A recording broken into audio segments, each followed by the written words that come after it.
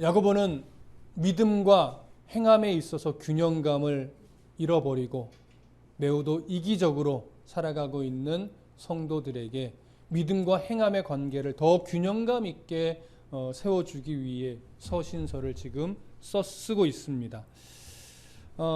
믿음의 시련이라는 그 참 힘겨운 상황 앞에서 많은 이들이 나는 이제 구원받았으니까 현실이 더 중요해.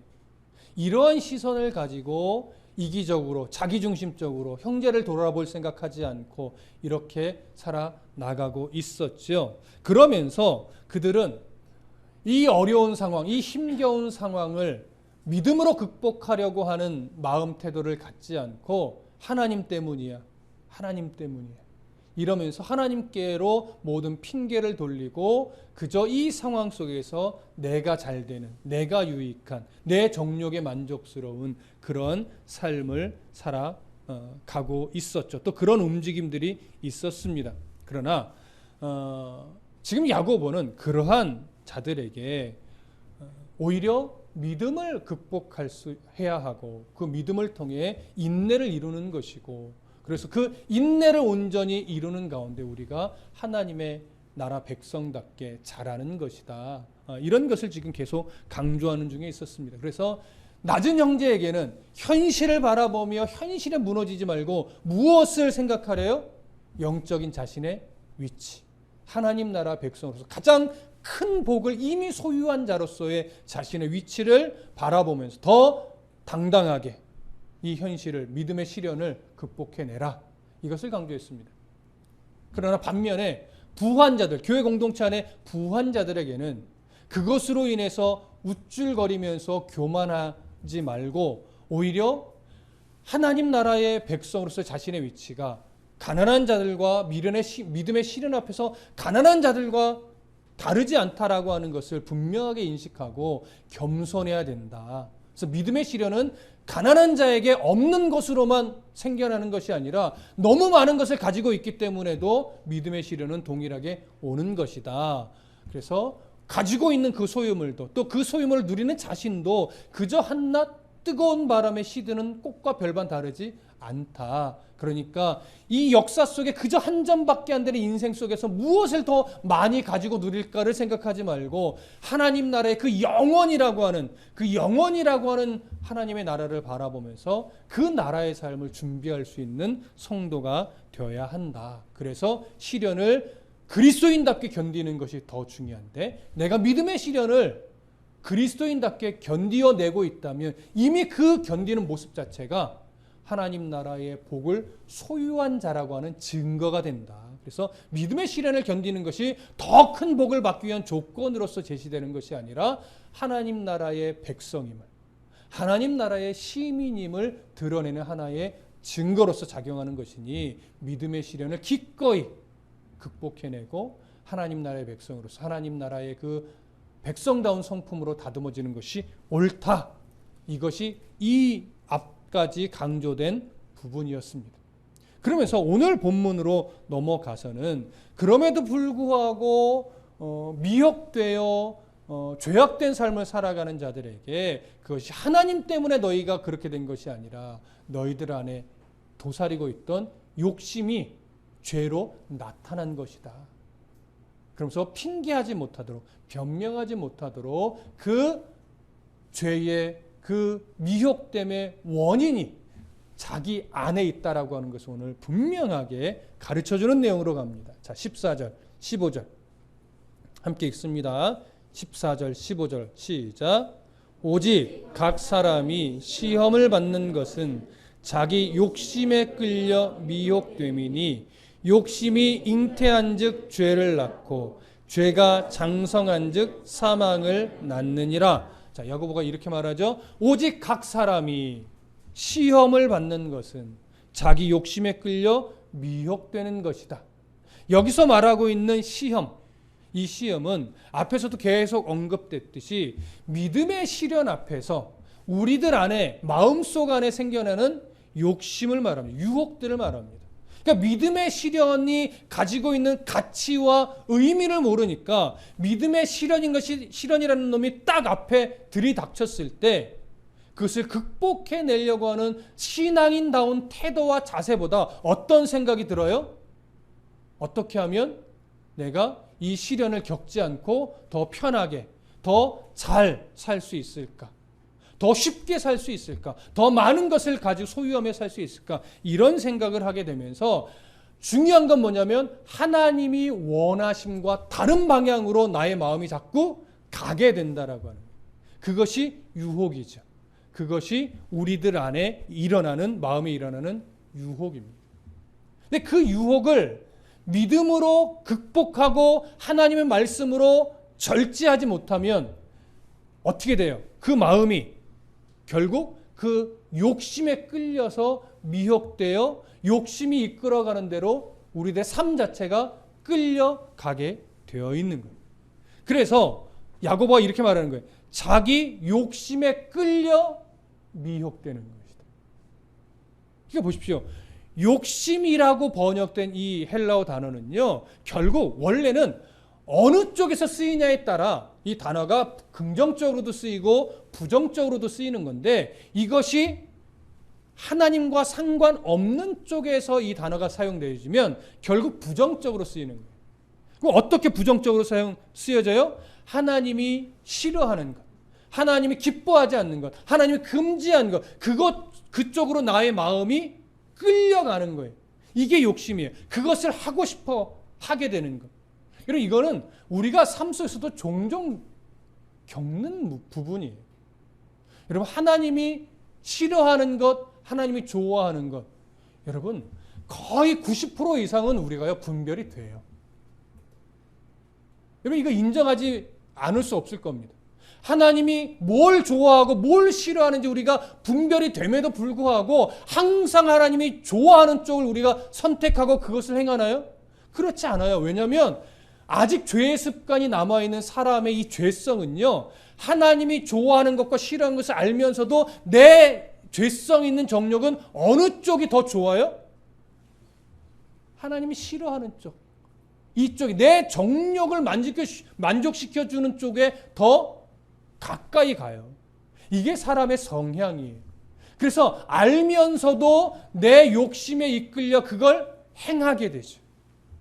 이게 오늘 그 욕심이라는 것이고, 이 욕심에 끌려서 미혹된다라고 하는 거예요. 그래서 미혹이라고 하는 이 단어가요, 헬라어로 델레아조메노이라고 하는 이런 단어를 쓰는데, 이게 어떤 상황에서 쓰는 단어냐면 낚시할 때 사용하는 그런 표현이에요. 본래는.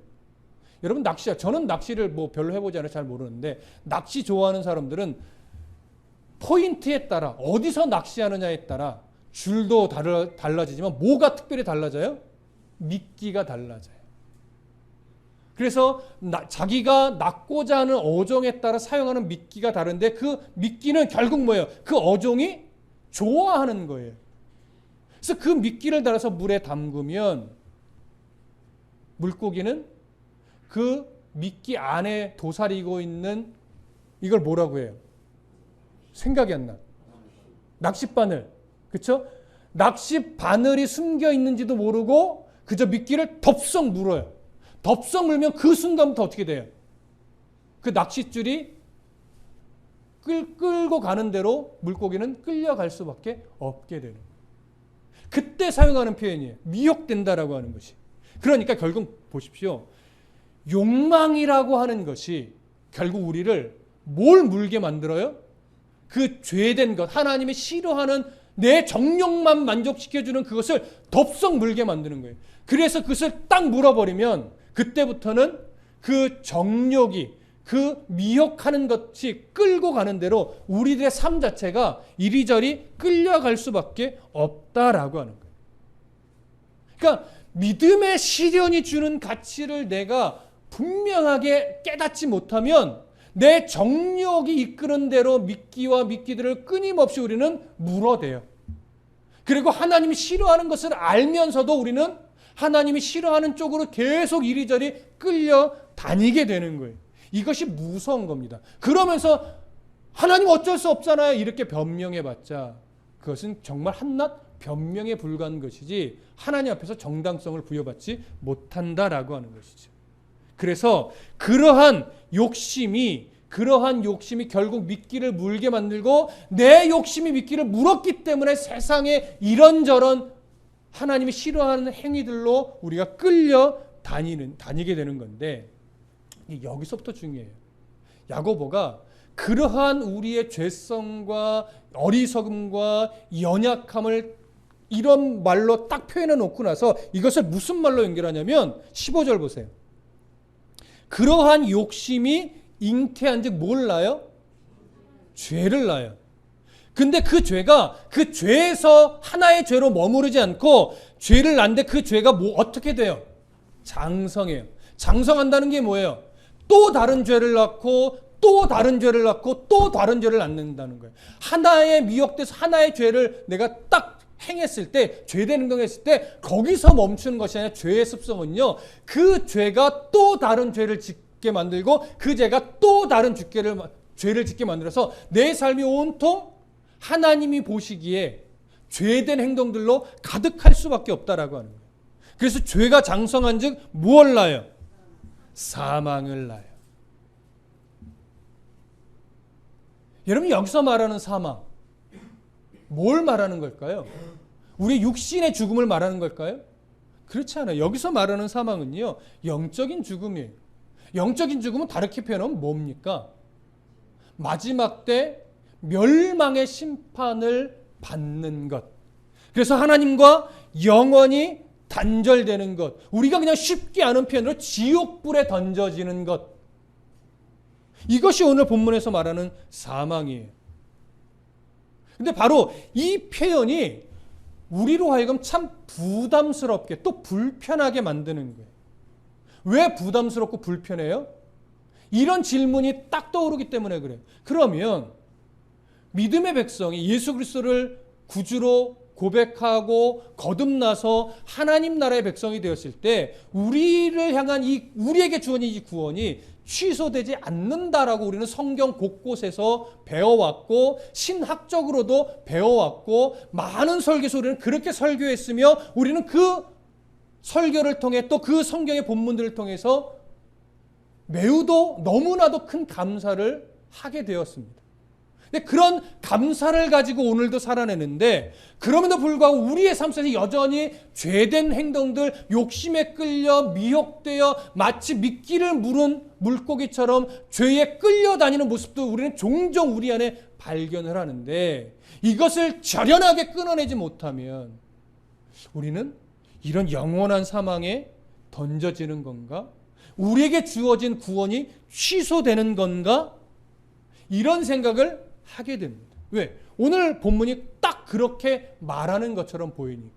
그래서 우리가 서론을 할 때도 나누었지만 이런 표현들 때문에 바울이 말했던 이 신칭이 오직 믿음으로만 우리가 구원을 받는 예수 그리스도의 십자가의 보혈로만 우리가 구원을 받는다라고 하는 이 신학 사상과 충돌하는 것처럼 여겨지는 거예요. 그래서 루터라고 하는 종교개혁자가 이런 야고보서의 이런 내용들 때문에 이건 지푸라기 서신이다. 이렇게까지도 표현한 것이죠. 그러나 우리는 오늘 지금 야고보가 말하고 있는 15절의 내용이 정말 그런 의미로 말한 것인가를 조금 더 구체적으로 살펴볼 필요가 있습니다. 우선 어디를 보냐면 바울의 가르침을 좀 보시죠. 여러분 로마서 6장으로 가봅니다. 로마서 6장 23절.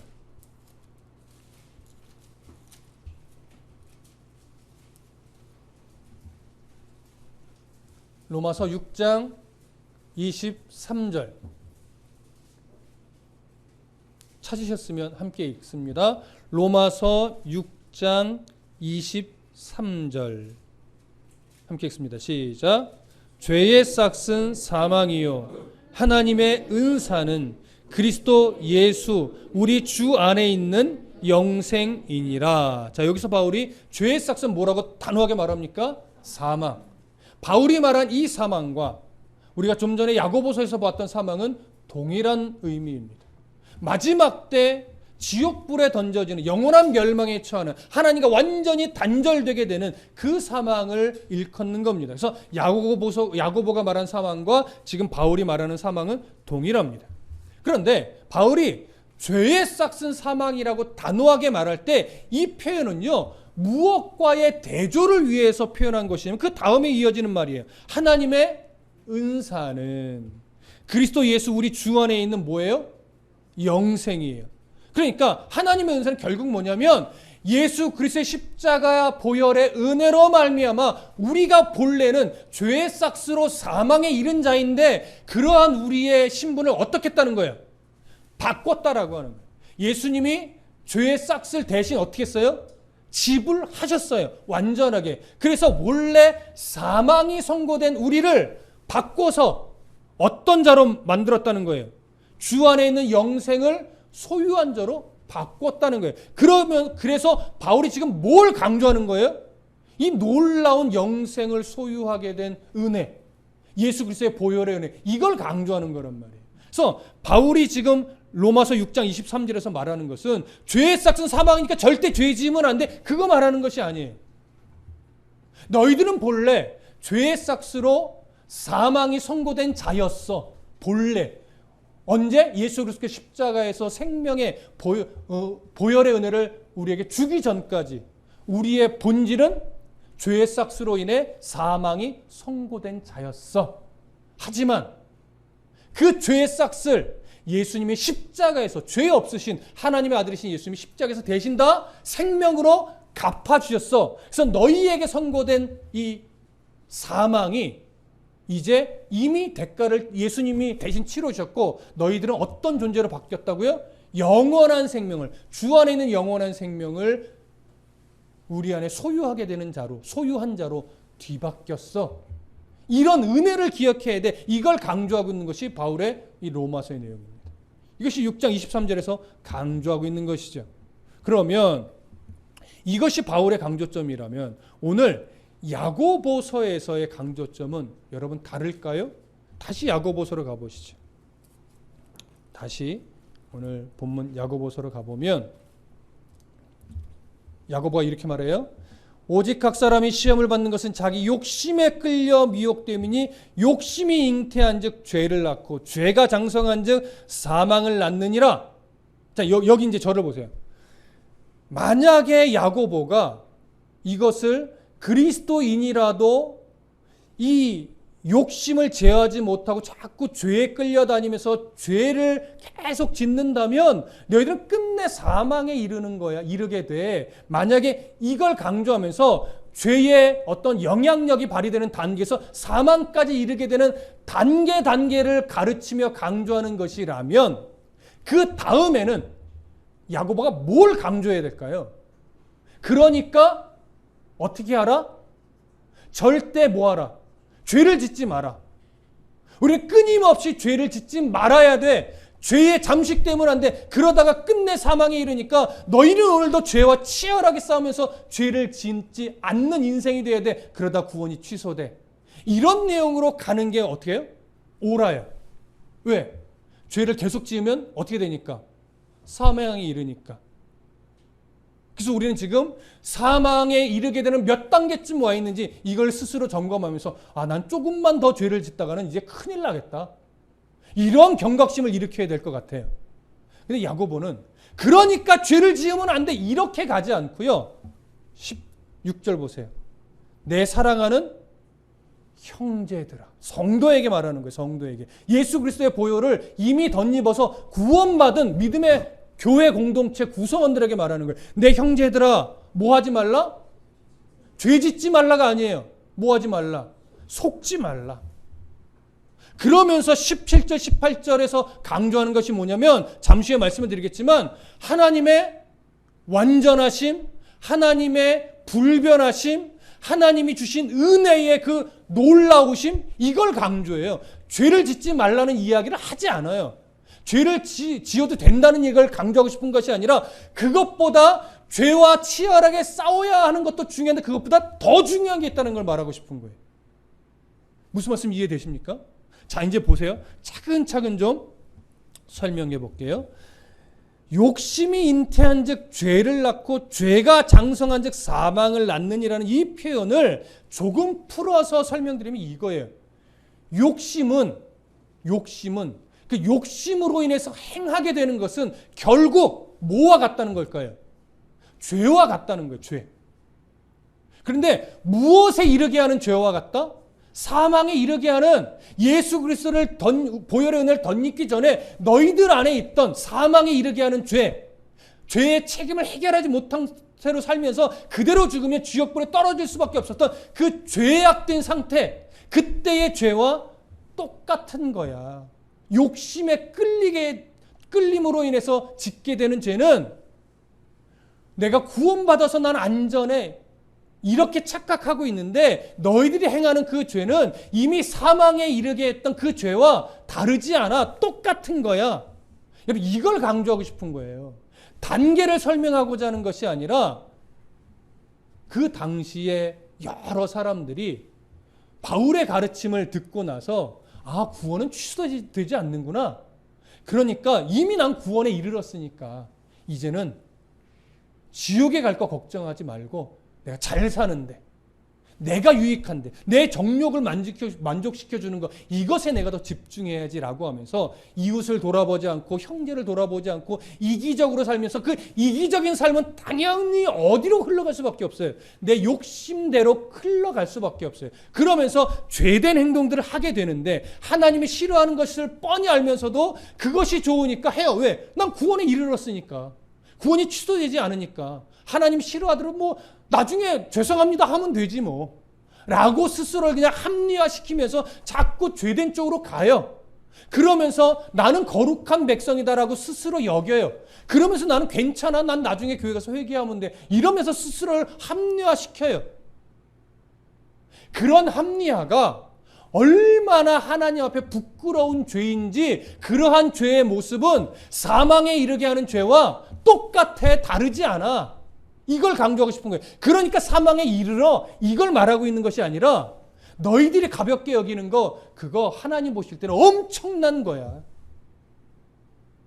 하나님이 정말 싫어하는 거야. 사망에 이르게 하는 죄와 똑같은 거야. 그래도 할래? 이거죠, 이거. 그러니까 사망에 이르니까 하지 마, 이것이 아니라 너희들이 가볍게 여기는 그런 말과 행실들, 예수 그리스도를 만나기 전에 너희들 안에 가지고 있던 죄와 다를 바 없어. 거룩한 거 아니야. 이 얘기를 하고 싶은 거예요. 이 강조점을 아시겠습니까? 이런 거죠. 한 나라의 왕이 예를 들어서 어느 참 안타까운 고아원에 가서 참 말썽쟁이를 입양해서 왕의 아들로 삼았어요. 근데 그 아들이 왕궁에 들어와서 옛날 고아원에서 음식에 욕심 부리고 이기적으로 막 행동하던, 왜? 챙겨야만 되니까. 그렇게 행동하던 행동을 그대로 왕궁 안에서 행한다면 주변 사람들이 이 아이를 가르치기 위해서, 또 왕이 이 아이를 가르치기 위해서 뭐라고 말할 수 있을까요? 너 왜 고아원에서 하던 행동을 똑같이 하냐? 이 왕궁에 있는 모든 게 다 네 거야. 욕심낼 필요 없어. 그런데도 이 아이는 깨닫지 못하고 내가 가지고 있어야만 내 것처럼, 내가 취하고 있어야만 내 것처럼, 그래서 욕심 부려요. 그럼 왕이 뭐라고 여기겠습니까? 너 왜 그때처럼 행동하니? 이렇게 권면하겠죠. 이게 다 네 건데, 넌 내 왕의 아들이면 넌 왕자인데 왜 고아원에서 애비 없는 그때의 모습처럼 똑같이 행동을 하니? 이렇게 이야기를 하겠죠. 그러니까 왕이 원하는 건 뭐예요? 욕심에 끌리지 말고 이 온 우주 만물의 왕이신 하나님의 자녀이니까 욕심에 끌려다니지 말고 왕의 자녀답게 모든 것, 가장 귀한 것을 이미 소유한 자처럼 말하고 행동하는 것이 옳아. 이걸 말하고 싶은 거란 말이에요. 하나님의 자녀답게 말하고 행동해야 되는데, 옛날 죄와 사망의 올무에 붙잡혀 있을 때의 모습처럼 욕심에 이끌려 살아가는 그 모습은 옳지 않아. 너는 하나님의 백성이야. 너는 하나님의 자녀야. 너의 가치를 봐. 너의 위치를 봐. 거기에 맞게 행동을 해야지. 이걸 말하고 싶은 거예요. 그러면서 이런 거죠. 자, 16절 내 사랑하는 형제들을 뭐하지 말라? 속지 말라. 가지고 있어야만 행복할 것 같은 거 이 마음에 속지 말아라. 모든 것을 다 내가 끌어안고 내가 쟁여놓고 내가 가지고 있어야만 행복한 거라고 그런 마음에 그런 달콤한 유혹에 속지 말라라고. 그러니까 여러분 앞의 이야기들을 우리가 잘 살펴보면 여기서 속지 말라라고 하는 것은요. 결국 14절 15절에서 언급했듯이 하나님을 핑계대며 자기 소견에 오른 대로 살고 싶고자 하는 그 정욕에 이끌리는 마음, 이런 마음에 속지 말라고 하는 것이고, 또 이미 이 앞에서 믿음의 시련이 올 때마다 믿음의 시련을 통해서 그리스도인답게 견디려고 하는 마음을 갖지 않고 어떻게 하면 시련을 피해서 내가 만족스럽게 내가 원하는 대로 살 수 있을까? 이런 내 마음에 일어나는 이런 달콤한 유혹에 속지 말라는 거예요. 결국 여기서 속지 말라는 것은 뭐냐면 나에게 속지 말라는 거예요. 내 자신에게. 내 마음에 일어나는 그 욕심에 이끌려 미혹되려고 하는 그런 내 마음에 합리화시키고자 하는 내 마음에 속지 말라라고 하는 것이지. 바울의 가르침을 왜곡되이 스스로 자의적으로 해석해 버렸기 때문에 자꾸 속는 겁니다. 여러분, 오늘날 우리가 왜 말씀을 바르게 알아야 되냐면요. 말씀을 바르게 모르면, 그래서 하나님을 왜곡되게 알기 시작하면 우리는 지금도 여전히 이때의 모습과 똑같이 스스로를 합리화시키며 말씀을 왜곡되게 한 그것을 근거로 가지고서 자꾸 우리가 속아서 하나님이 싫어하는 말과 행실로 그대로 가게 되는 거예요. 여러분, 이전에도 얘기했지만 퀴어 신학 같은 것이 그렇게 우리를 속이는 것들이에요.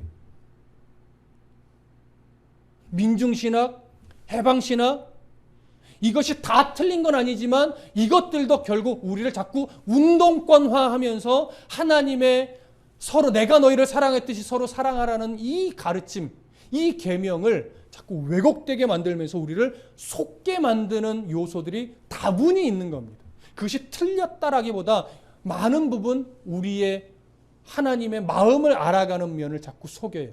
근데 우리는 우리들의 어떤 인본주의적 사상으로 인해서 자꾸 그런 말에 속을 때가 참 많습니다. 근데 결국 그 속음은 나에게 속는 거예요. 내 이성에 속는 거예요. 내 중심적인 이기적인 마음에 자꾸 속는 거예요. 그래서 야고보는 그런 마음이 너희들의 삶 속에 자꾸 욕심에 이끌리게 만들고 죄된 행동을 하면서도 스스로를 합리화시키는 변명거리들을 만들어내니 그런 마음에 속지 말고 하나님이 어떤 분인지를 어떻게 알아라? 선명하게 알아야 된다. 하나님이 어떤 분이고 어떤 마음을 가지고 계신 분이고 우리를 향해서 무엇을 원하시는지를 바르고 분명하게 알아야 너희들의 어리석음과 너희들의 욕심으로 자꾸 속는 그 속는 위치에서 바로잡을 수 있다. 이걸 말하고 싶은 거예요. 그래서 17절, 18절에서 강조하는 것이 하나님에 대해서 그래서 말하는 거예요. 죄를 짓지 말아라 이렇게 강조하지 않고 하나님이 어떤 분인지를 그래서 말하는 거예요. 자, 17절 보세요. 함께 읽습니다. 시작. 온갖 좋은 은사와 온전한 선물이 다 위로부터 빛들의 아버지께로 내려오나니 그는 변함도 없으시고 회전하는 그림자도 없으시느니라. 자, 두 가지를 이야기합니다. 온갖 좋은 은사, 또 하나 온전한 선물이에요. 온갖 좋은 은사라고 하는 것은 뭐냐면 온갖 좋은 은사라고 하니까 우리 머릿속에 하나님 방언의 은사도 주시고 통변의 은사도 주시고 치유의 은사도 주시고 예언의 은사도 주시고 온갖 폼나는 은사는 좀 다 주셔서 누가 보더라도 나는 정말로 거룩하고 영적으로 뛰어난 그러한 성도로 삼아 주십시오. 이런 식의 이해를 가질 수 있으나 여기서 말하는 온갖 좋은 은사는 그런 거를 꼭 말하는 것이 아니라 그런 것이 포함 안 된다라고 하는 것이 아니라 꼭 그런 것을 말하는 것이 아니라 여기서 말하는 좋은 은사는 뭐냐면요. 이 땅에서 믿음을 지키고 살아가는 동안 그 믿음의 시련 앞에서 그 믿음의 시련을 이겨내고 성도답게 살아가는데 필요한 은사는 각자가 다르겠지만 그런 모든 은사는 이미 하나님이 우리에게 주셨고 또 필요할 땐 주신다라고 하는 거예요. 이것이 이제 뭐 바울의 가르침이나 이런 속에서 하나님이 감당하지 못할 시험은 우리에게 허락하지 않으신다라고 하는 맥락과도 일치하는 겁니다. 여러분, 정말로 삼지사방이 꽉꽉 가로막혀서 뭘 어떻게 해야 될지 몰라 답답해서 정말 하나님이 원망스럽게 여겨지는 그 순간에라도 하나님은 끝내 우리에게 필요한 은사를 더하셔서 누군가를 통해서라도 또 위로부터 내려오는 어떤 은혜를 통해서라도 그 상황을 이겨낼 수 있도록 도우시는 분이 하나님이에요.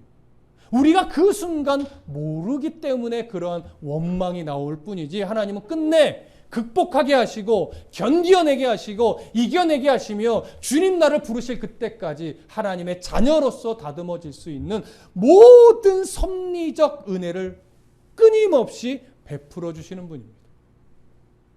그래서 우리가 핑계댈 수 없는 거예요. 하나님 이래서 그때 어쩔 수 없었잖아요. 핑계. 하나님을 더 깊이 바라보지 못해서 그런 거예요. 그러면서 또 하나 말하죠. 온전한 선물. 여러분, 온전한 선물을 기대하시라고 이 표현 쓴 거 아닙니다. 어떤 의미일까요? 이미 최고의 선물을 우리에게 주셨다라고 해요. 그리고 그 최고의 선물은 끝내 완성되어 우리가 소유하게 될 거라는 거예요. 이미 소유했고 완성되어 소유하게 됩니다. 그게 뭘까요? 그 선물이 바로 구원의 백성이라는 것이고 하나님 나라라고 하는 것이고 하나님 나라에서의 영원한 삶이라고 하는 것이죠.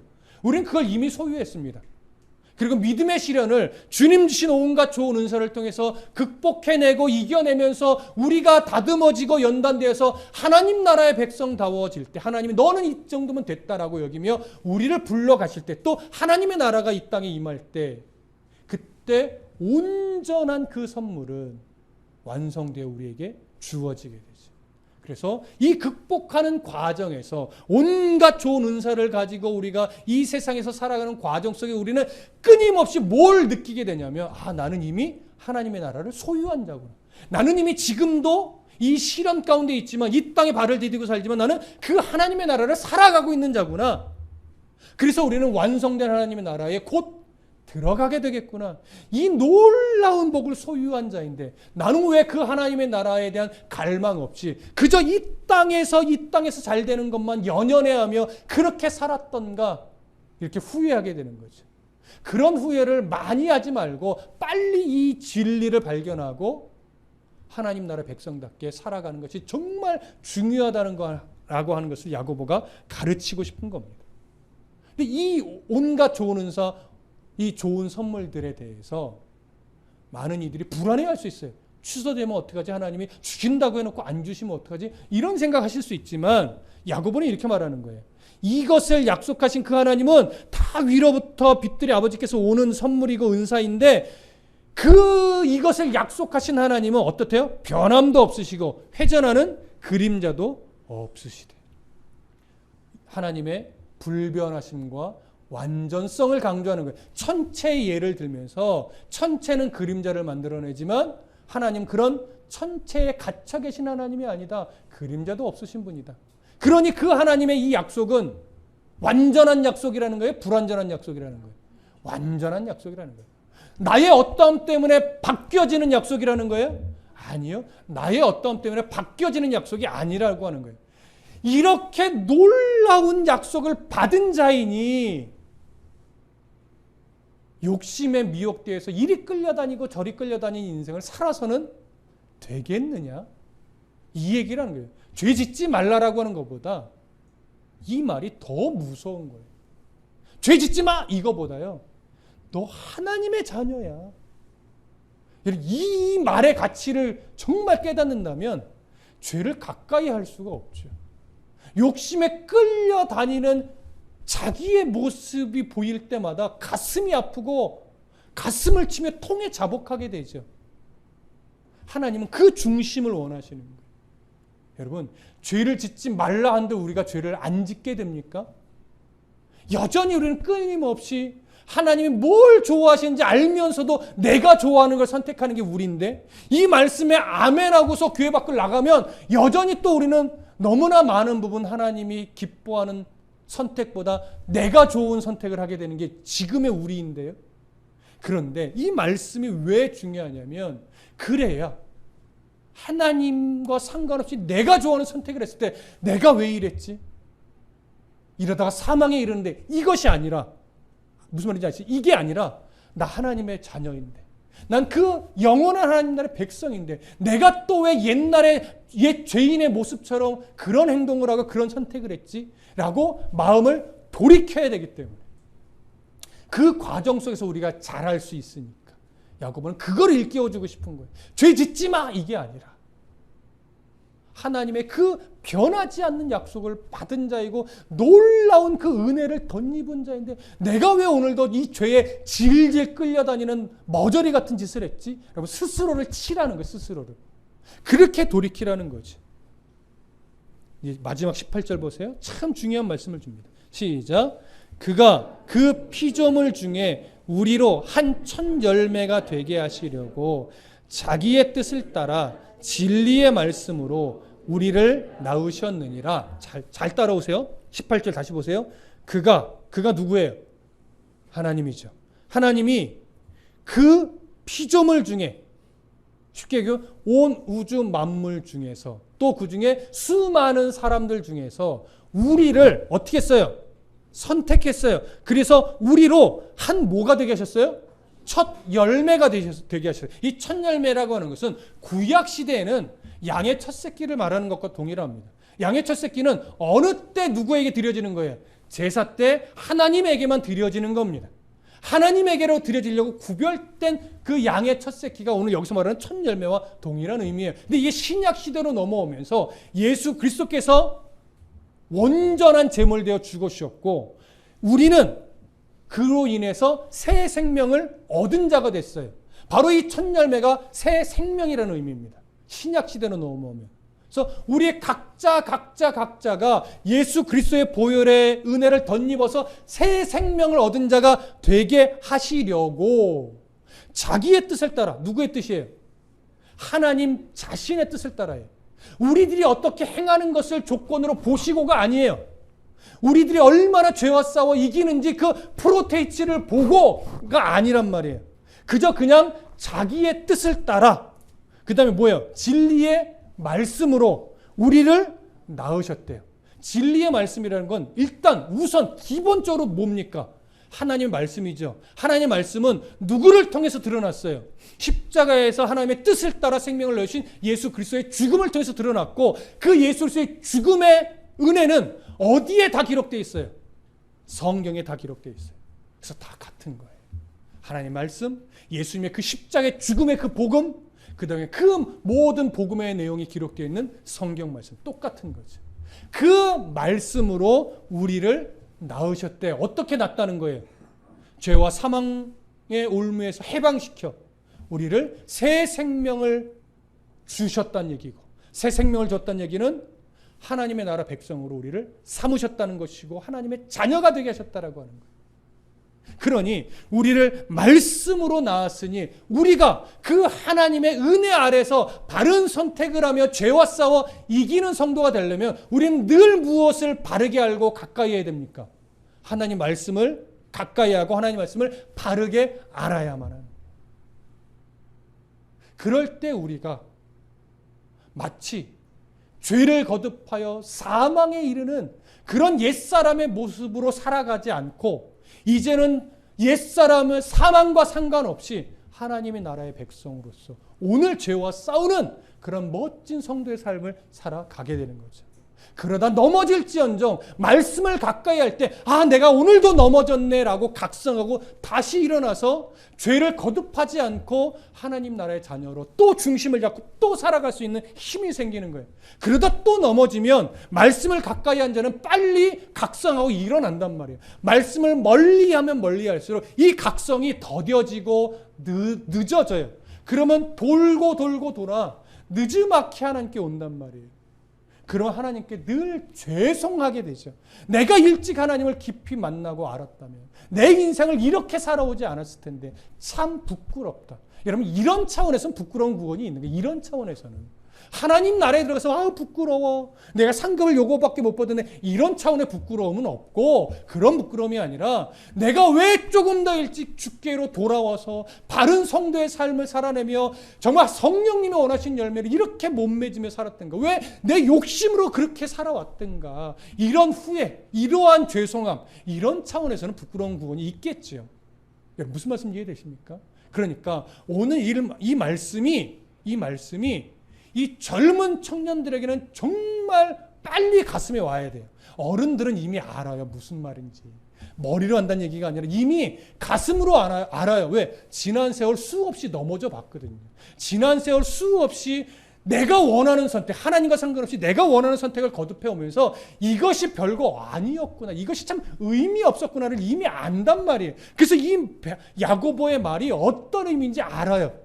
근데 아직 젊은 청년들은 이거 머리로 아는 거예요. 머리로. 그래서 빨리 이것이 가슴으로 알게 되는 때가 오기를 소망합니다. 그러면 돌아가지 않을 수 있어요. 그러면 죄와 벗하지 않을 수 있어요.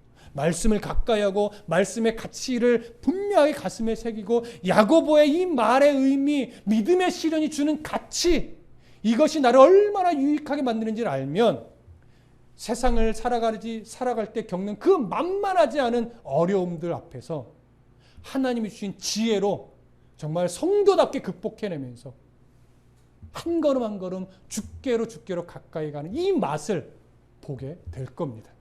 그러면 세상이 감당 못하는 그러한 성도가 될 것입니다. 이런 은혜가 이 우리 젊은 청년들에게 그리고 이미 세상을 살며 이것을 경험해온 우리 성도들에게 유익하게 또 복으로 작용하기를 간절히 소망하고 축복합니다. 기도하겠습니다.